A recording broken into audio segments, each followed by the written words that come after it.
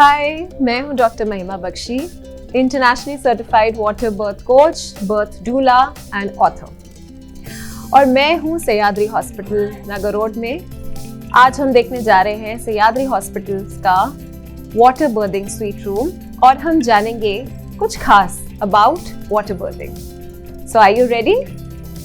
चलिए let's have a look. So ये है यहाँ का वाटर बर्थिंग स्वीट रूम और आप देख सकते हैं यहाँ पे एंटर करते ही कितना सुंदर सा रूम है। यहाँ की जो लाइटिंग है वो खास है और यहाँ पर पेशेंट की फैमिली के लिए बैठने के लिए एक अलग से स्पेस है ताकि पेशेंट को प्राइवेसी भी मिल सके और साथ ही साथ फैमिली जो है वो बर्थिंग का हिस्सा भी बन सके। इस रूम को इतनी खूबसूरती से डिज़ाइन किया गया है ताकि जब एक मदर लेबर में इस रूम में आए तो आते के साथ ही वो इस एम्बियंस के साथ एकदम रिलैक्स हो सके, काम महसूस कर सके और अपने पूरे बर्थिंग प्रोसेस पे फोकस कर सके। म्यूजिक थेरेपी भी लेबर के लिए बहुत इफेक्टिव है एक मम्मी को रिलैक्स करने के लिए और इसीलिए यहाँ पे वाटर बर्थिंग स्वीट रूम में म्यूजिक थेरेपी का भी प्रोविजन है। Alexa, play spa music.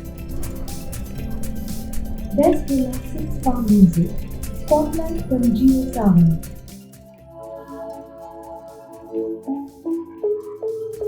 आइए अब हम देखते हैं आगे का हिस्सा इस वाटर बर्थिंग रूम का। बहुत सी बार पेशेंट्स को लगता है कि अगर वाटर बर्थिंग के दौरान कोई दिक्कत आ गई तो क्या, तो उसके लिए यहीं पर ही वाटर बर्थिंग पूल के पास में पेशेंट बेड प्रोविजन भी है सो दैट अगर बर्थिंग के दौरान कोई भी दिक्कत आती है जिसकी वजह से अगर एक दूसरे प्रोसीजर की ज़रूरत पड़ जाती है जहाँ पे पेशेंट को इमिडिएटली लेबर टेबल पे शिफ्ट करना पड़ जाता है तो उस केस में वाटर बर्थिंग पूल के बिल्कुल साथ में ही पेशेंट टेबल भी है। सो उस केस में कोई भी इमरजेंसी प्रोसीजर है वो यही इसी स्वीट रूम में किया जा सकता है। अब हम देखेंगे वाटर बर्थिंग पूल। सो क्या आप तैयार हैं? चलिए देखते हैं। वाओ, सो आप लोग देख सकते हैं कितना सुंदर यहाँ पे बर्थ पूल लगाया गया है।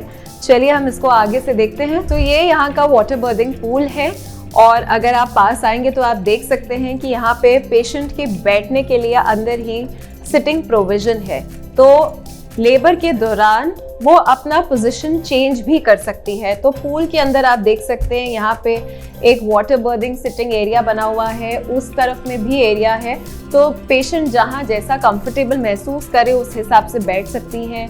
इस पूरे पूल को वार्म वाटर के साथ फिल किया जाता है जो कि करीबन 37 डिग्री सेल्सियस पे मेंटेन किया जाता है और उसकी बॉडी का जो हिस्सा है नीचे का वो पानी के अंदर इमर्स्ड रहता है ताकि उसका पेल्विक एरिया जो है वो रिलैक्स हो, मदर जो है वो बिल्कुल भी एंशियस ना हो, काम हो, जिसके वजह से उसको डिलीवरी में आसानी हो, एक बहुत ही नेचुरल तरीके से वो बेबी को डिलीवर कर सके।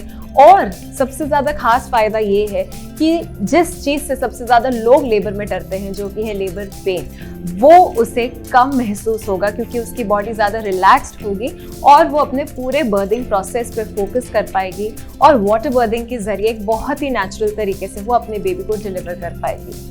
स्टेज 1, स्टेज 2 लेबर, यानी स्टेज 1 अगर वो सिर्फ शुरुआत के हिस्से में कॉन्ट्रैक्शंस के दौरान वाटर बर्थिंग के बीच में रहना चाहती है तो रह सकती है।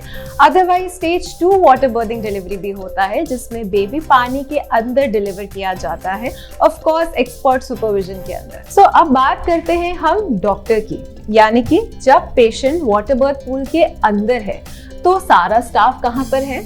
सो उस केस में जो आपका डॉक्टर है, बाकी नर्सिंग स्टाफ है, वो बर्थिंग पूल के बाहर रहता है ताकि आपको अंदर पूल के अंदर एक प्राइवेसी भी रहे और हाइजीन प्रोटोकॉल्स भी फॉलो हो सके। आपका डॉक्टर बाहर एक बर्थ स्टूल पे रहता है और जब आप स्टेज 2 में जाते हैं और आप बेबी को पुश आउट कर रहे होते हैं उस टाइम पे डॉक्टर और बाकी का स्टाफ जो है पानी के अंदर बेंड करके आपके बेबी को बाहर लाने में हेल्प करता है और जैसे ही बेबी बाहर आता है बेबी को होल्ड करके पानी के ऊपर निकाला जाता है और बेबी को आपकी चेस्ट पे रख दिया जाता है। सबसे ज़्यादा ज़रूरी ये है कि आप इस बात को समझें कि बेबी मम्मी के अंदर भी एमनियोटिक फ्लूइड में होता है, यानी बेबी अंदर भी पानी में ही है। तो जब बच्चा मम्मी के अंदर से पानी में से बाहर पानी में आता है तो आप लोगों को घबराने की ज़रूरत नहीं है, क्योंकि ये एक नेचुरल प्रोसेस है और बेबी पानी से पानी के अंदर ही आ रहा है। क्योंकि बहुत से पेशेंट्स सोचते हैं और डरते हैं कि बेबी पानी में आएगा तो सांस कैसे लेगा। सो उस केस में पीडियाट्रिशियन जो है वो ध्यान रखते हैं और बेबी का पूरा स्कोरिंग सिस्टम चार्ट करके देख के बेबी का पूरा केयर किया जाता है, ताकि एक बिल्कुल ही नॉर्मल तरीके से वाटर बर्थिंग के ज़रिए बेबी को पानी में से बाहर लाके मम्मी के चेस्ट पे रखा जाता है। बेबी सांस लेता है, नेज़ल सक्शन किया जाता है और फिर बेबी रोना शुरू करता है। और उसी के साथ मम्मी के हाथ में जब बेबी पहली बार आता है, वो मम्मी और बेबी का जो मोमेंट रहता है, जिस वक्त मम्मी पहली बार अपने बेबी को देखती है, उसको रोता हुआ सुनती है, वो स्पेशल मोमेंट जो है मम्मी और बेबी दोनों पानी के अंदर एक वाटर बर्थ पूल में एंजॉय कर सकते हैं। तो ये बहुत ही नेचुरल प्रोसेस है और एक मदर को नॉर्मल डिलीवरी के दौरान हेल्प करने के लिए वाटर बर्थिंग जो है एक बहुत ही अच्छा टेक्निक है, मम्मी को रिलैक्स करने के लिए और एक डिलीवरी प्रोसेस को थोड़ा सा ईज आउट करने के लिए। और इस पूरे प्रोसेस में हस्बैंड्स जब साथ दे तो वाटर बर्थिंग जो है वो और भी ज़्यादा मम्मी के लिए ईजी हो जाता है। तो हमारी एडवाइस है हस्बैंड से कि आप भी इस पूरे वाटर बर्थिंग का हिस्सा बनिए, इस मोमेंट को एंजॉय कीजिए और इस मेमोरी को प्रिजर्व कीजिए। सो वाटर बर्थिंग के बाद, बेबी डिलीवर होने के बाद मम्मी और बेबी को बेड पे शिफ्ट किया जाता है, जहाँ पे मम्मी अपना बाकी का सारा टाइम बेबी के साथ हॉस्पिटल में निकालती है और पापा भी जो है उस मोमेंट का हिस्सा बन के मम्मी और बेबी का ध्यान रखते हैं।